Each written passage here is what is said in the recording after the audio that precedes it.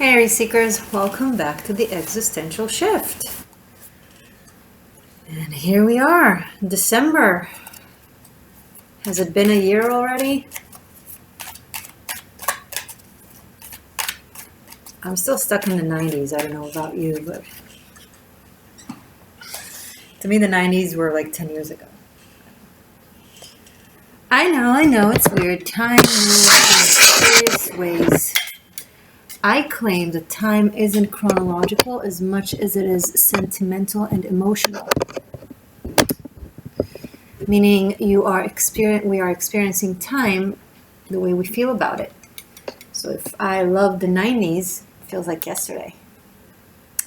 Is this lighting better?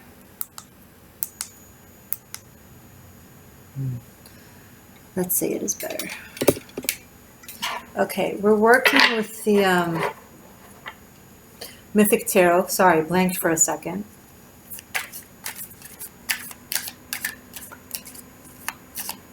Something that feels like yesterday was a long time ago. Something that was a long time ago feels like yesterday. What is happening? Don't overly confuse yourself about it. As I said, it's the way I interpret time. It's emotional because if we really come down to it, time is a linear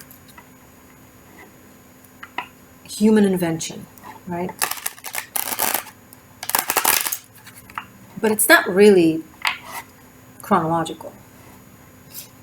It's parallel. It happens simultaneously in a multiverse of infinite possibilities, or maybe even more than possibilities. Maybe it's actualities, you know?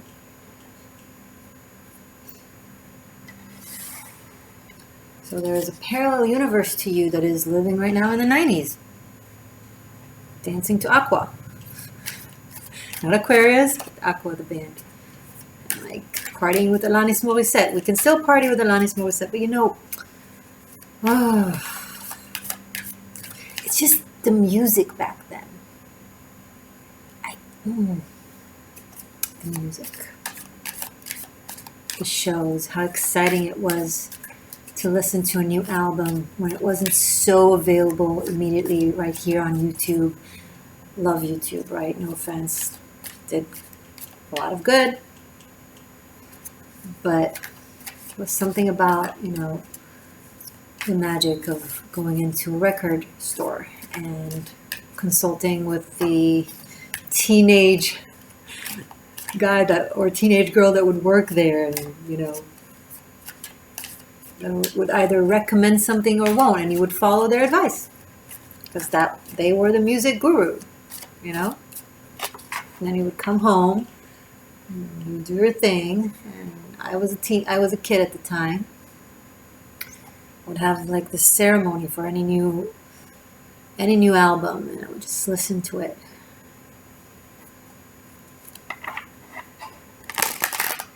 And then, you know, MTV, like just waiting for that song, for that clip to come up for your favorite music video. I would just sit and wait for Madonna. I'd be like, Madonna.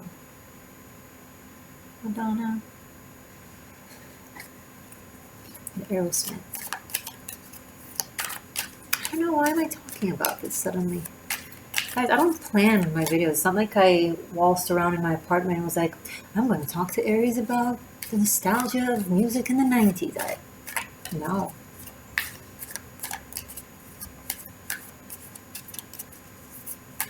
It's you guys. I tapped into you. You know, that magic didn't go away. As I said, somewhere in this infinite infinity, there's a version of you hiding in their room listening to a new album, new record, or whatever. You know, you can go back in time to the 80s or the 70s. Whatever your decade is, right? My decade is definitely the 90s. Like you know, like there's a mythological X. So my mythological decade So you go, so somewhere there's you in your mythological decade or time, same thing, a place, just doing something that you're so serene with. It just puts you in the zone, puts you in the flow. And that's something that you really need. Aries, you need it for your creativity. You need it for your peace of mind. You can't constantly be on the go. You have to be able to sit and really pay attention and focus and listen in a calm way, not in like exerting effort. You know, it's chill, it's fun. To something that you're learning or something that you're experiencing, a book you're reading, a person you're meeting. Just to be there, to be present in that experience. You know, like there are no infinite, you know, smart devices that allow you to spread your attention to all the possible verses. Right? Because if you are in all the verses, you're not listening to a single verse. You're not experiencing any of the realities that you're spreading yourself thin within. If you're dating multiple people, you won't know who you like. You gotta get to know the person. You gotta zoom into one experience like it's the only thing that exists. And from then, you're able to experience everything. When you experience one thing fully, you experience infinity. When you attempt to experience infinity, you experience nothing. Right? Because the infinite possibilities are parallel and are attached to each singular possibility. So there's a singular reality. Without this singular reality, there are no other singular realities. So if you're an observant or a hopper, you're not manifesting any of the singular realities. Thus, by default, it all collapses. Now, I don't know how it applies to you right now, Aries. I don't know if it's love. I don't know if it's work. I don't know if it's you're listening to a few albums at once. Don't read the article and listen to your favorite song. Read the article. Absorb it. Experience it. Done? Then listen to the song. Then watch the movie. Then sit for a conversation with that person. Then write that email. I get multitasking. It's inevitable, especially for empaths. People who, even if not cognitively, but inherently understand that everything exists all the time at once. So because your awareness aligns with that, you, as an empath, you align your physicality and your emotions with that awareness. There's no separation between cognitive knowing and experiencing, especially with Aries people. You guys are so passionate and sentient, right? And you go after something that you're passionate about. So if you're suddenly becoming aware of the infinite possibilities, you're becoming passionate about infinite possibilities. But passion is just the ignition to materialization, to something manifesting reality. If you're only passionate about that album, but you don't actually sit to listen to it and to the lyrics, the lyrics. Okay. That's like turning on the fire to cook, but then not mixing all the ingredients and not putting them on the fire. What? I turned on the fire. Nothing is cooked. You can't eat it. The process. Within the parallel infinity, there is a linear process within every single linear possibility / reality. I know you understand what I mean when it comes to how it applies to your daily life. Don't act dumb. But I don't understand. It's too philosophical. No, it's super practical. You know exactly how it applies to what you do. You mess with me. 5 of Wands and 2 of Cups. That's romantic. Slaying dragons for the one you love. Going for that impossible journey. The hero's journey in the Wands suit.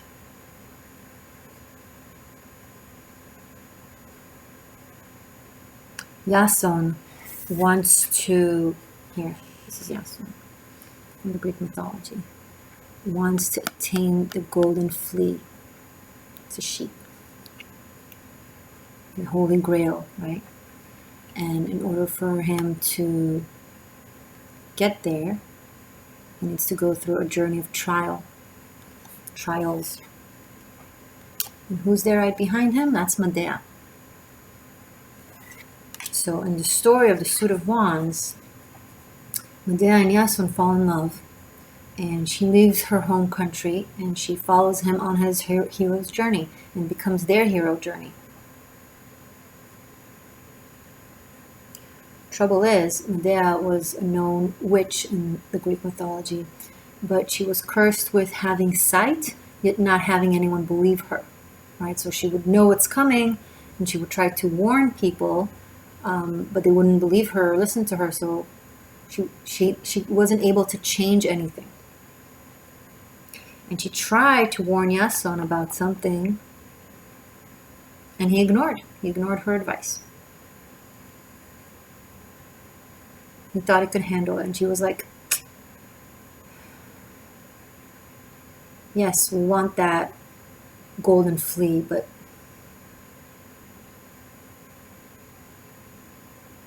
there's something else we need to do first. There's something else that we know how to do that is not a risk. We know how to do it, that we need to do first. And once we achieve that, it will allow us, with more ease and certainty and less risk factor, to pursue this thing you want to pursue.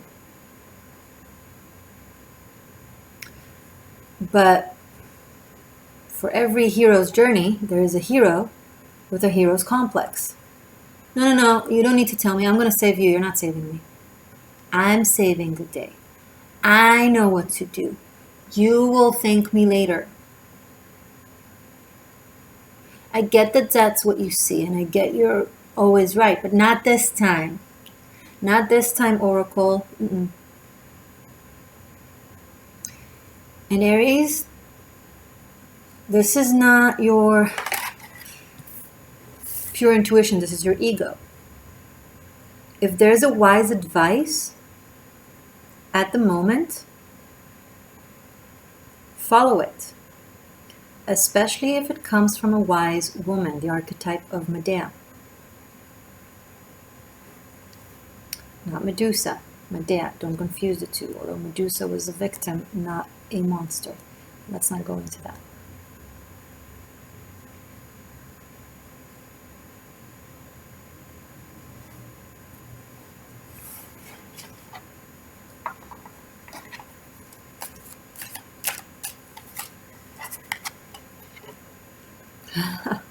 Ten of Swords, 10 of Pentacles.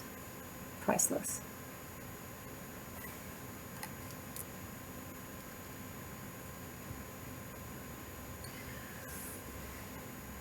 Your hero's journey is actually complete.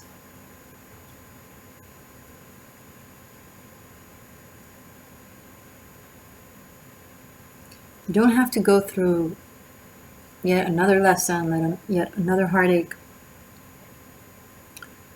Athena, the goddess of justice, is saying enough. Aries has suffered enough, or has studied enough, or has been through enough. Now they can just enjoy the new album, or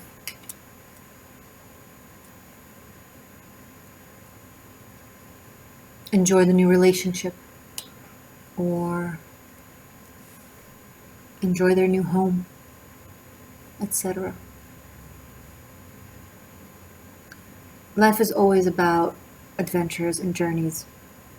It's not about no more journeys. It's about you don't need to go through necessarily the painful, suffering hero's journey.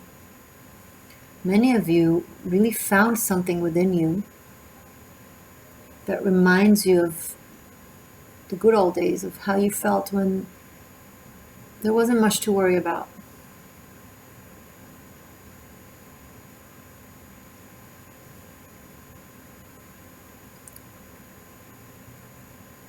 And something about that feeling is coming through here really strongly, and it's almost like I can't believe this. No way I deserve serenity or happiness or ease. No way that this next transition or this next move or this next adventure is just gonna flow and things will happen serendipitous with ease.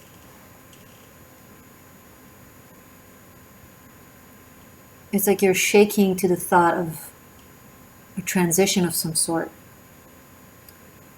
because you're so used to having these chapters be really, really challenging and like a lot. But this clearly shows that, at least for December, the transition is going to be smooth. The landing will be breezy. Some of you are finalizing some sort of generational / lineage karma. Watch Karmic Shift and Liberation, link is below. Watch your North and South Node special project that I've done for all the signs. That's on YouTube. Karmic Shift and Liberation is on Vimeo. Or if you want all the signs for unlimited streaming, on Patreon. But either way, bottom line, wherever you watch it, watch Karmic Shift and Liberation. Because it seems like you're finalizing some major family karma, possibly. I don't want to go to the extent of saying curse, because then people flip. And by the most parts, it's just about standard karma that everyone carries, and so do cultures and collectives, and so do families.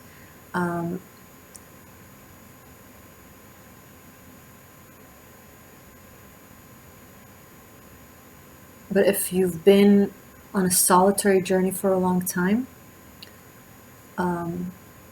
or jumping from one relationship to the other, never really, finding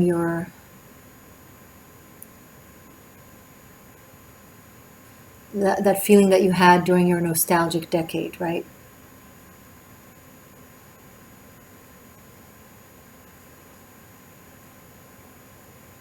It looks like you're stepping into that, like the next chapter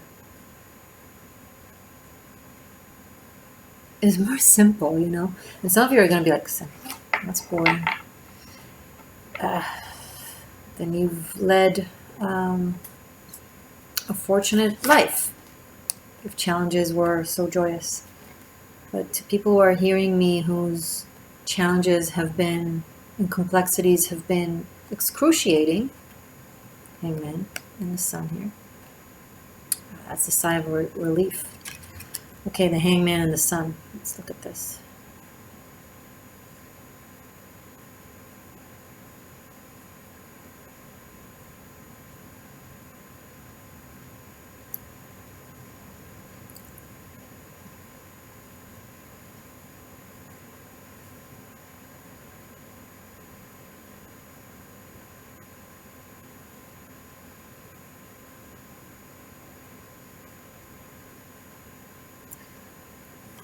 I think it was Orpheus that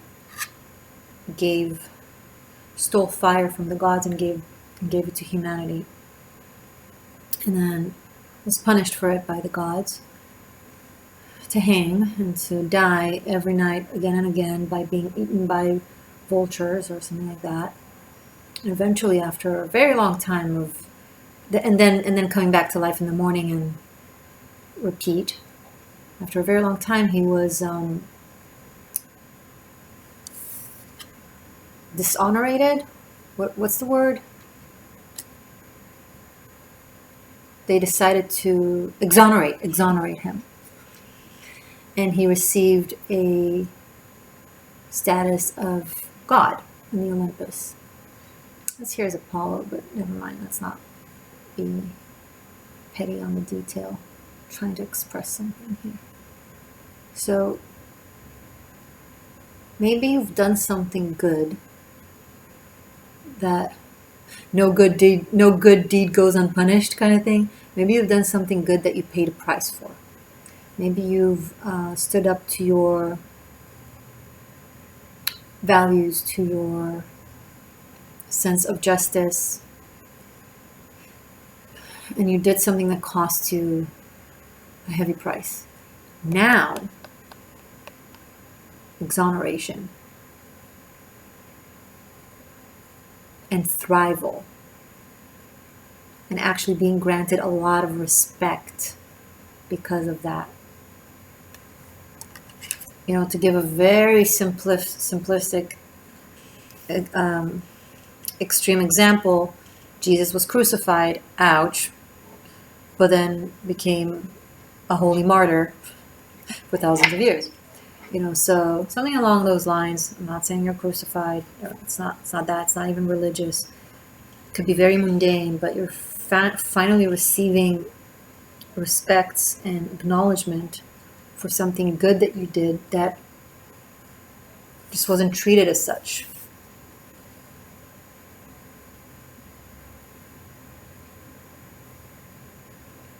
The music is coming through again here. You might be an artist, might be doing something in the creative field.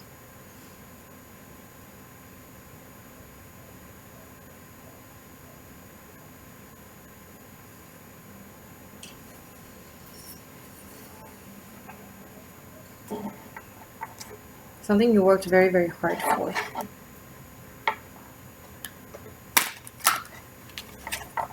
Tell me more about this for Aries, please.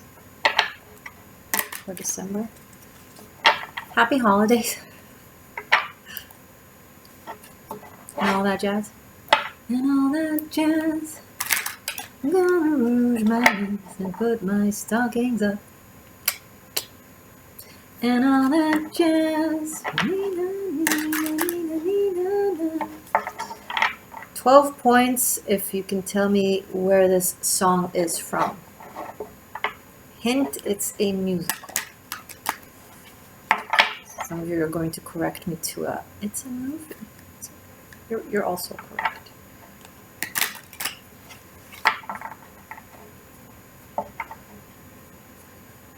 I want to see some more, please, for my Aries seekers.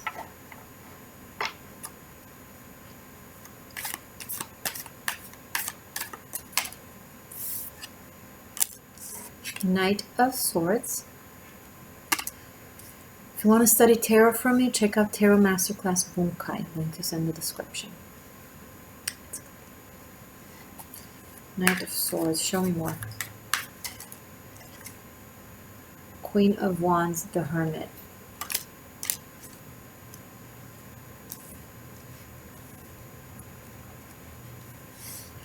You might be dealing with some Leo energy.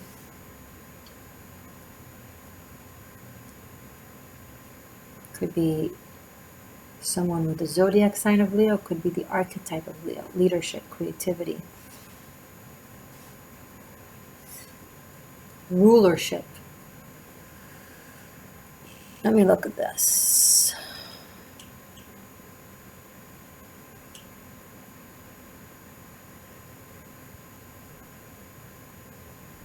Aries, I feel like some of you are going after someone, not like in a dangerous way, not like going after, like pursuing, that one might be the better word. Someone who's quite solitary, but doesn't show themselves much.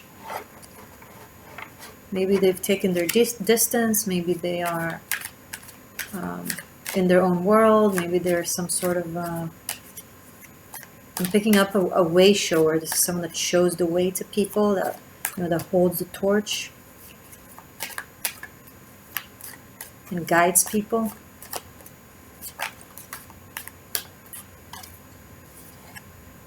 Queen of Pentacles.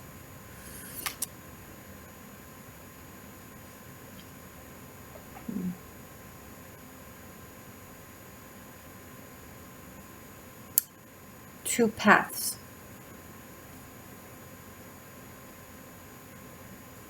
Two different verses, possibilities.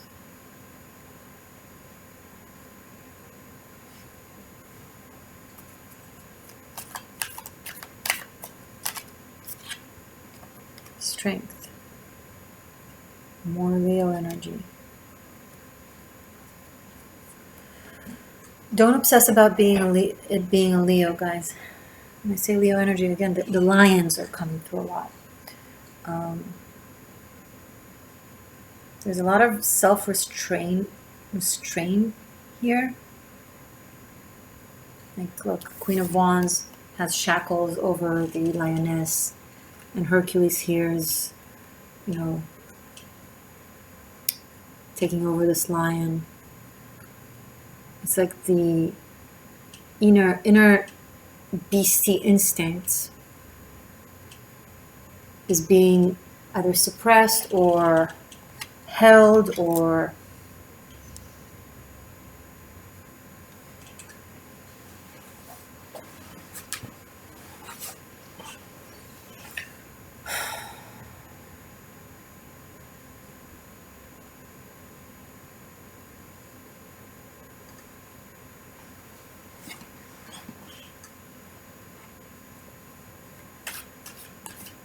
I see someone trying to hold in feelings. This could be suppressing feelings, suppressing emotions, suppressing desire, trying to be above it, trying to be stronger than it. You can't be stronger than the heart or above feelings. It's like being stronger or above God. That's not possible. Page of Wands, Page of Swords, Queen of Swords. A lot of characters. And another queenie. Okay.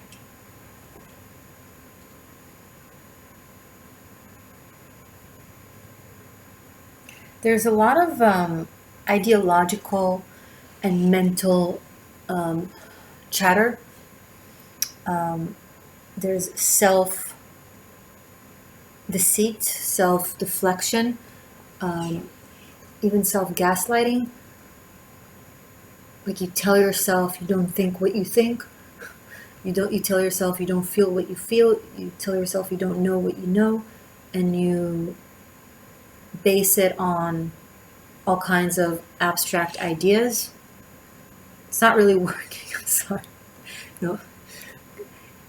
I love you guys, but I feel like there's so much real stuff happening during December inside of you and outside of you. It's so real, but it's almost like this is too real, or this feels like it's taking over me and I can't control it. So there's this attempt to let it slide away from you, if that makes any sense. It's like you find yourself zoning into one singular reality to experience,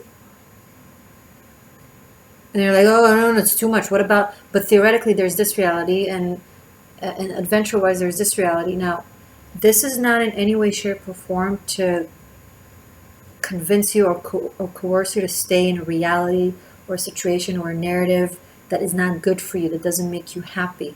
I'm referring to those of you who are finding themselves sucked into this portal of inspiration, and both inspiration and serenity, and and freedom and safety, and it feels so intense and so real that it's almost like overwhelming. And you're like, whoa, whoa, whoa, there's something must be wrong with it. There's something must be this. There's something must be that. And that's all this mind chatter and very beginner. It's very beginner approach. No, not approach. That's mature. It's beginner's mindset, where you know a little bit of this and a little bit of that. You know, when you know enough, just enough to do harm, and then you judge it as if you are a master of that knowledge when you're still learning something. Okay, so if you're still learning something, don't be in a rush to apply it on your life in ways that, you know, can sabotage things for you. Make sure that you understand what it is you're doing. A great example is going into the world of magic and spirituality and astrology, and learning that new moons are a great time to set intentions or to have new starts. And so you do it on the new moon. But the day of the moon is actually void. It's empty. You can't see it in the sky. So whatever intention you set, it goes into the abyss, really, sucked by a black hole, and then kind of is being puked back at you and back at our reality in the way that serves the cosmos.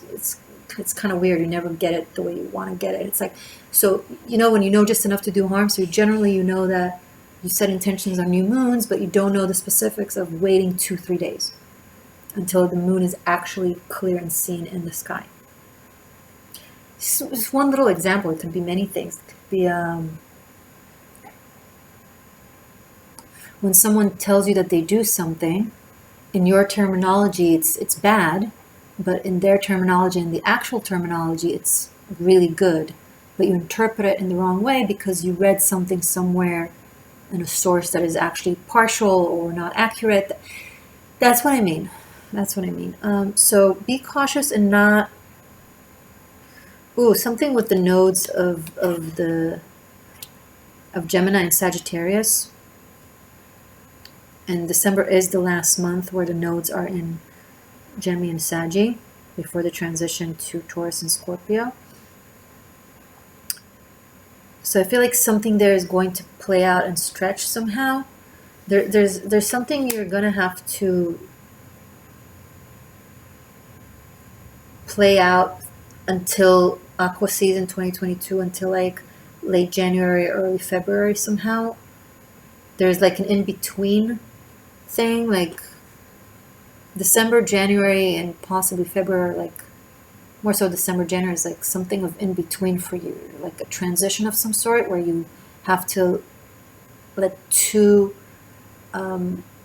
singular realities to kind of, as one phases out, the other phases in.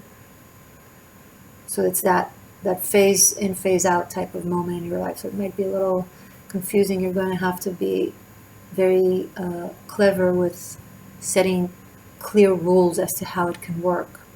A great example is, let's say a couple is married or living together and they're separated, but they still live in the same house, right? So you're like, you have some time where you're in the house, but you're not together, but there needs to be like some ground rules as to how to go about things in a way that isn't confusing, that isn't like something. Now, it doesn't have to be, it could be like work, it could be 2 jobs, it could be 2 apartments. You're moving into a new place, but you're still on a contract in the old place, and it's kind of like paying here and there, and it's like, it's a little weird.